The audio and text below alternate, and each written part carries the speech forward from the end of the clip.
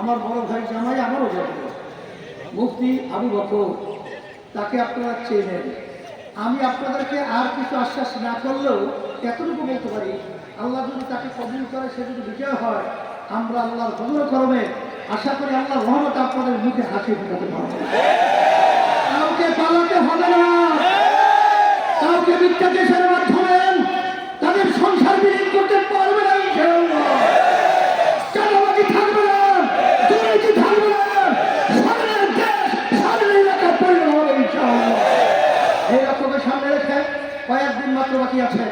আমাদের রুটিনকে পরিবর্তন করে আমি শুনেছি যে আপনারা স্বতঃস্ফূর্তভাবে দিন নাই রাত নাই টাকা পয়সা নাই খাম ধরিয়ে ভাইদের কাছে মা বোনদের কাছে আপনারা যাচ্ছেন। আমি আবার একটু আলাদা করতে চাই যে হাত পাতে বিজয় করার জন্য, আবু বকরকে বিজয় করার জন্য আমরা আমার ভাইদের কাছে যাবো, মা বোনদের কাছে দাওয়াত পৌঁছাবো, হাত পাতাকে বিজয় করবো। এরকম অবিরাম কাজ করার জন্য কে কে রাজিয়েছেন?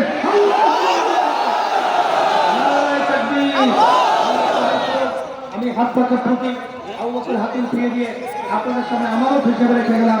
আল্লাহ রাব্বুল আলামিন যেন বিজয়ের মালা তার গলায় পরিধান করায়।